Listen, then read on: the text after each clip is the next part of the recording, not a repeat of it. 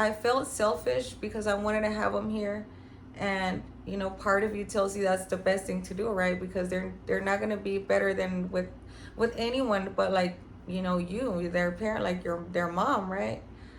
But at the same time, I feel like, why am I gonna take away that opportunity, for him to get a better education? Because I mean, this is just my opinion, and I'm a private school teacher here in Mexico, and I have sent my kids to both private, public, and I know the education system very well here in Mexico, and I can tell you that I do side with the American education more on many things. I really do.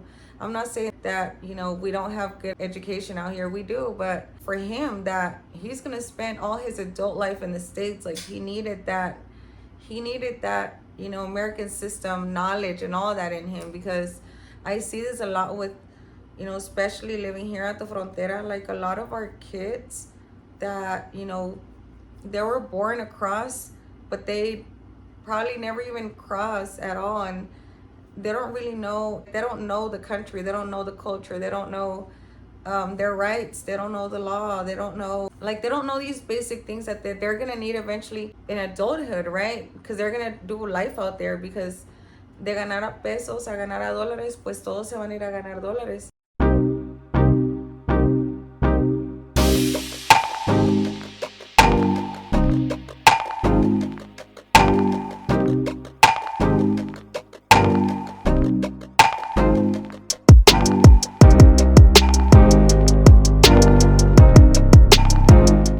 Hey you guys, I hope you guys are doing good when you catch this video. I hope you guys are blessed and having a good, what's today, Wednesday? It's probably gonna be the weekend. Hopefully by the weekend I'll be able to post this, because we're having a storm out here, and I don't even know if the weather is gonna be good enough to be able to use my Wi-Fi, which is why I've been posting in like 2 parts. So hopefully this doesn't become like a 2-part series, but if it does, just catch it when you can. So today I'm bringing a heart-to-heart on my son's high school graduation, which happened recently, this past month of May. And it was such a blessing to see him, walk down and graduate, even though I wasn't there. And there's a reason why I wanted to share some of this on the channel, because I know that a lot of families are going through the same family separation, and it's most definitely a challenge. It's even sometimes judged. Those of us parents that have been deported, that decide to send our kids to American schools, some people look down on that. And today I want to just share how it's been for us and how we decided to go about it. Just because he is American, and I guess I'm gonna share both sides, to the good and the bad of sending him out there to go to school with my parents, and how all that was for us. So when I first got deported in 2007, it was like the fall of 2007, and he was like a little baby. He was like 13, 14 months when I got released. So it was a whole challenge. I always say that it's been the hardest year that I've ever lived out here in Mexico. 2007, 2008, it was the hardest. Just because I was a single mom and we didn't know each other, and I couldn't even navigate my thoughts around just being deported, and my son being so little, and me trying to start like a brand new life, kind of just stepping into adulthood with in a new country with a baby. So it was such a challenge. And I remember even for some time I asked my mom to help me out, because I was just in a very dark place. Like, I tried my best for like a year and a half, and I couldn't find my way. It was so bad. Eventually, I worked through it. I tried to be the best single mom that I could. I managed to get like a good job. Us bilingual receptionists they were well paid, because we are at the border, and you had a lot of people coming down for like work or whatever. So I was there for a little while. By the time that my son was around 3, I met my husband, and they were just already going better. Like, I already had a stable job, and I was just doing a lot better. We're going to church and all that. So I was like, well, that time for him to go to school is coming up, right? And at first I was like in denial about sending my son to Mexican schools. I didn't want that. I feel like if I had never been through that, why would he have to go through that? Like, why would I, you know, my perception of like the Mexican education and all this was just so different than it is now, right, at the time. And I was also very young, so I didn't really know how things worked out here. It was just all new to me. I was like, okay, well, I guess I'm just gonna send him to kindergarten like the first, year, and then we'll see how that works. But eventually, I know that I'll be back. I know that it won't even take long. And I was just in such like denial for the longest time. Like I really thought that I was gonna be back before, he turned that age to where he had to go to school out there. And because it wasn't like that, I still struggled. Like I think I had enrolled him here in kindergarten. I think it was pre-K, and then I was like, no. My mom was like, why don't you just let him do kindergarten over here, we'll see how it goes. So we tried that, and by the time he was in first grade, I had my youngest son around this time, like this time lapse that he did kindergarten over there. And by the time my son was in first grade, he was like, I want to go back to my mom's. Like, I just want to go back, with my little brother and everything. So by this time, we had already had like this bond, like this mom, son, you know, bond. And, with me, with my husband. So he wanted to come back, and I was happy, right? As a mom, I was like, oh my God, yes, he wants to be out here with me. But at the same time, it's like he missed my mom. So we had a lot of that just because, as many of you guys know, I was in prison. And when I had my son, and my mom, she, been his like primary caregiver since he was a newborn. So he was very attached to her, and it was a little hard on everybody. It really was. But I was like, these like years when he's still little, like I do feel like he needs to be here. So he was here through like most of his elementary, and then like by fourth, fifth grade, he went back, and my mom was like, let him, get his English in and all that, because it's still not the same being out here in like Mexican schools. And you guys, if you've seen some of my videos on public versus private, even though I have, had my kids mostly in private out here, now ahora en la secundaria ya no, ya los metía a pública, pero todo lo que era elementary siempre los tenía, pues casi siempre. Mark sí llegó a tener más escuela pública que the little one, but we've been through like the whole system, right? The public, private schools, and his staying out there, right? Like during like I think it was like a year and a half or two, I don't remember, when he was little. So by the time he's in middle school, I started feeling like it's time to bring him back, and that was hard for him. That really was. It was probably one of the hardest, like como que esa etapa que vivimos, because he didn't really understand, why I wanted to bring him back. But I knew that my mom was just, I felt like that's such like vulnerable, just, I mean, I'm not saying high school isn't, but I feel like middle school, I just wanted to be there, and I prayed on it, and I did like, just felt like just it's time to bring him back, and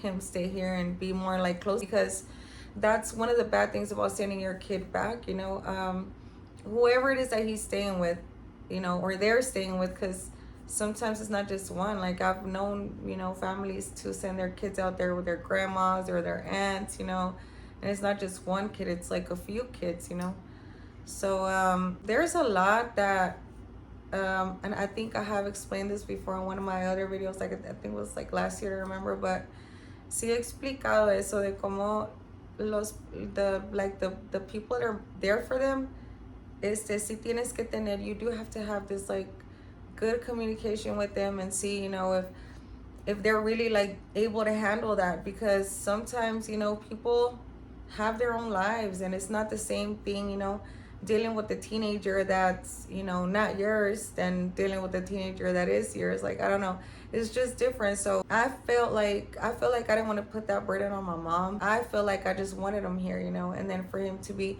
closer to his brother too. That's something that, my husband would like always tell me, like, hey, they need to spend time together, whether it was summers or really just staying here. And he was kind of like going for that, like, hey, they're brothers, they need to hacer ese bond, because muchas veces cuando los niños se crían aparte no hay ese apego, ¿verdad? Entonces nosotros sí queríamos eso y ahorita años después estamos viendo el fruto de eso because they're super duper close and I love that, you know. But at the time my son, you know, he wasn't with it. He wanted to go to, you know, middle school out there, and he was like, oh, I hate this moving back and forth. So it was hard. There were, you know, time periods when, you know, we really just questioned if what we were doing was right.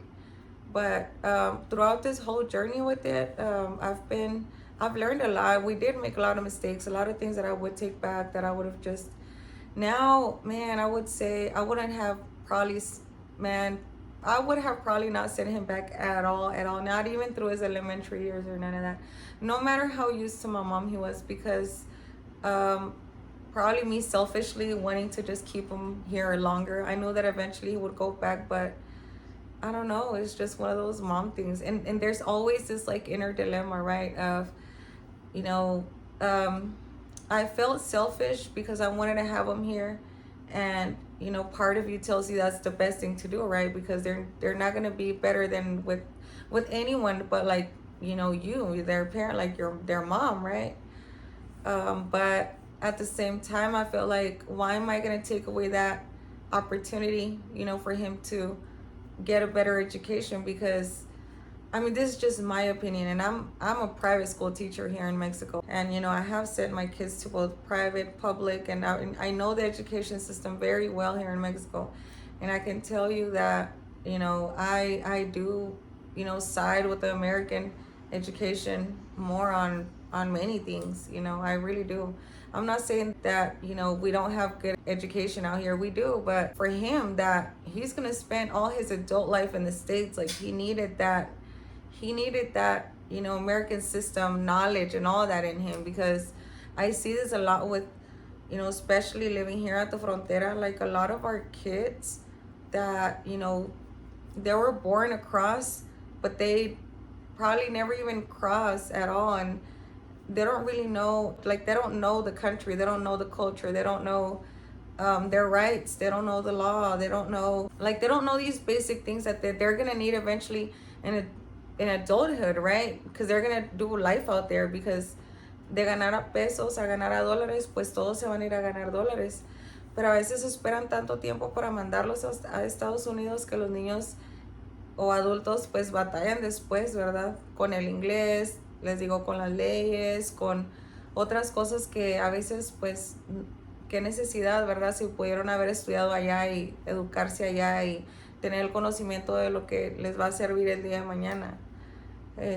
Porque las leyes son totalmente diferentes en muchas cosas básicas, cotidianas de la vida diaria, no sé, que uno debe saber, ¿verdad? Entonces, pues sí, esa es una de las razones por la que siempre estaba en un dilema de tenerlo aquí, de enviarlo. I considered him like crossing on a daily like so many people do, but I was just like, no, that's gonna be too hard. There's kids that the kids that I see or, you know, hear of them crossing on a daily, it's hard on them. They gotta wake up really early in the morning, they end up coming home like really late, and you know, it's just not the same. Para ser niño siento que es muy pesado, ¿me entiendes? Entonces, pues yo teniendo allá, por ejemplo, esta vez mi papá, que es lo que les digo, que han habido temporadas en las que mi mamá de chiquito, o sea, literally just gave birth. She picked him up at the hospital and took care of him. And my dad like did the later years, the high school years. And he's been so good. Mark's been so good out there with him. He needed that like time with his grandpa. And my dad's just growing older and he never had boys. So it's just a blessing to him, right? They're really just, you know, they're close, you know, they're really close. And, you know, he's of help to my dad. So it all just worked out, like help and company, you could say, right? And he's been out there with him like all these years, 4 years. He's been out there with him and he's done really good. He's a good kid. I do keep like track of him not all the time, but y hasta eso, no soy así como que encima de él siempre, no, pero sabe que siempre estoy al pendiente, like, hey, you know, if you need something, he'll call me or whatever. He comes all the time, which is another blessing that as a family we've had, you know, the fact that both of my parents, sister, you know, aunts, uncles, whatever, just cousins, they all, come and go. So we've never really missed out on anything, you could say. I've missed out like on this, like him graduating, and my sister getting married last year recently, and just stuff like that. But other than that, we're pretty just happy. I think the question is, has it been worth it? Has it been worth it? Because I could have seen him walk down the thing here, right? That stage here in Olaredo. I could have been there. I could have had him graduate here, without having to separate from him and go like months without seeing him, because it is months, like I think there's been years that I'll spend like just months without seeing him. I'll probably see Mark like, I don't know, like 3 at the most 4 times a year, and that's probably a lot. And sometimes they're just like 1-2 day visits. Now that he's becoming an adult and he's able to get his license and drive and all that, it's probably going to be a lot easier for him to come and go. But he had to depend on my parents for so long to drive him down, or now he drives down with them, right? But it's still not the same. Like he's still kind of just learning his way, and it's like a long drive, like a 6-hour drive from Houston to Nuevo Laredo. So it's a little drive, and we're working on that, but it does give us more hope, right, that all this will get easier. And I think over the years it has. So I do think it's worth it, even though it's hard being separated and not seeing them on a daily, not having breakfast with them, not being able to go to maybe just school events, whatever. But I think overall, now that I see him, and that, like when he would call me and be like, Ma, I had this or that going on, and he's just having fun in high school, right? And he's making his little side money and all that, like just good, healthy, teenage life. And I'm happy every time he comes down and he shares everything that's going on and things that he's getting to live like I lived, when I was his age, and probably even better, because I didn't get to, graduate high school. I couldn't, even though I wanted to. And I later, went and finished school, and this is how I was able to get a degree out here in Mexico. But, he's not skipping any of those just moments. And I'm happy that I got to be a part of that I made decisions that when he was little and he needed me here, I was here, because I think it's so important, to be there for kids when they're little. I really did give them all the attention when they were small.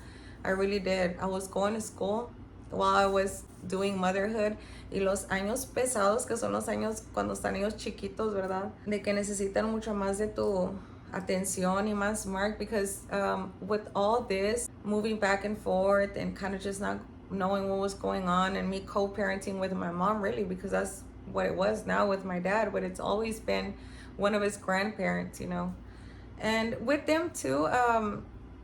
It's been, a challenge, because many times, they do want to have like a say-so in their lives. Like even recently we had a situation where, when it comes to dating, they have like their own advice to give, and I have my own advice to give, because you would think, right, that my parents are like conservatives, but no, in this situation, I'm the conservative behind their upbringing, behind their very liberal upbringing.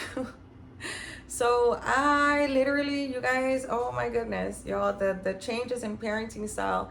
And so Mark will be like, Ma, so I'm just letting you know that my grandpa or grandma said this and that, but I want you to know that I'm not doing any of that. Like, this is how I want to do things. This is how you taught me, and I believe that that's the right thing to do. So when I hear, him say that, I'm like, oh my God, thank you. Like, because we never broke that bond, that mother, son, because many people, like in our situation, many people just give up on their kids. Like they'll just let the whoever raised them, and then not kind of just, for us it was like, no, that's something that, man, I made sure, like, no. And even my mom, my dad, like they were like, tu mamá es tu mamá, nosotros somos tus abuelos, pero ella es tu mamá desde chiquitito. Entonces, y tampoco nunca me quisieron como que quitar esa autoridad de que yo soy más que tú o algo así. Never. So eso ayudó mucho, de que yo siempre estuve como que siempre ahí, ¿verdad? Y eso me ayudó a que ahora él me respete como su mamá, porque me pudiera ver como una hermana. ¿Sí me entiendes? En muchas casas y ocasiones pasa así, en muchas. O sea, eso es muy común.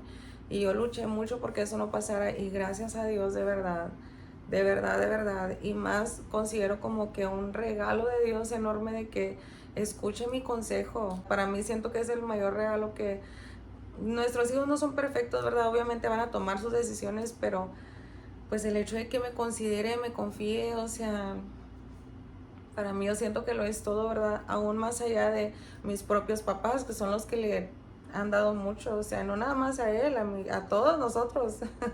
O sea, a mi hijo menor, a mí nunca me han dejado, o sea, la verdad es una bendición tan grande, de verdad, de verdad, de verdad, o sea, cuando les digo que hice la publicación de que Mark se graduó, yo siento como que todos nos graduamos porque aún mi hermana también siempre estuvo, o sea, fue partícipe. Yo creo que todos, todos fueron partícipes. En ese entonces el esposo de mi mamá también, ayudó mucho en la crianza con Mark.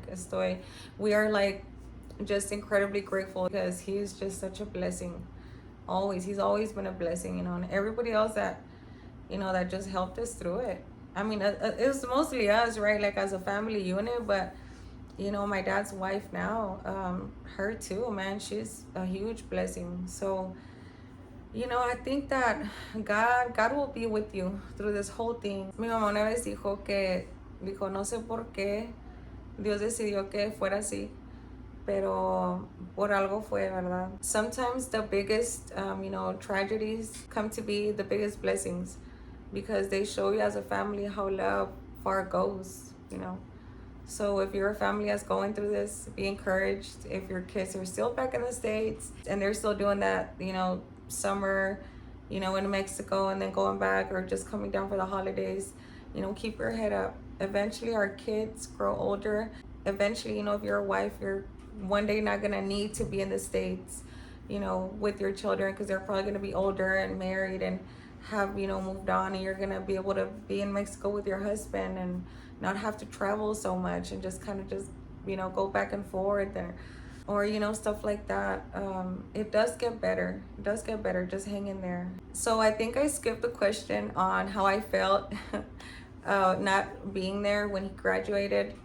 I thought I would be sad, you guys, to be honest. I thought I would, be crying and emotional, but if I'm honest, delante de Dios, ¿saben qué sentí? Sentí mucha gratitud porque pudo haber no graduarse, pudo haber todo esto resultado totalmente diferente y sentí un orgullo al vernos y decir, wow, en verdad, we made it.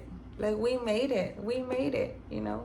And that morning we texted early in the morning and I was like, Mark, you really did this and we made it. Look at us, like, against all odds, because I was just a young, mom with a little baby, and I didn't know how life would be, and life turned out really good for both of us. So I'm proud of him for doing his very best, even though being a teenager and so many like just going back and forth and this and that. He could have used that as an excuse to just be a bad little kid, but no, instead I think it just made him like more mature and more like understanding of, well, this is what I was born into, and I think for us it's been more like gratitude, like, oh, we're just grateful that, like, for him, he feels like that, like, wow, I got to experience the best of both worlds. And he's very connected to his Mexican side, right? He's, of course, he's got, Texas or like Houston culture, because that's something that I wanted to, like, I want him to go out there and know what I grew up to, and how it's out there, to go to the rodeo and this and that, or, just different things that I grew up seeing, or just places or food or things, versus out here. So he's just a mix of that, and I love that. That's what I wanted. That's exactly what I wanted for him. And now, he's getting his education, so it's just, God has been good. That's all I gotta say. And I'm in this, so it'll be able to upload on YouTube. If not, it won't post it. But anyways, guys, I hope you guys have a blessed week or weekend, and I'll see you guys soon. Bye.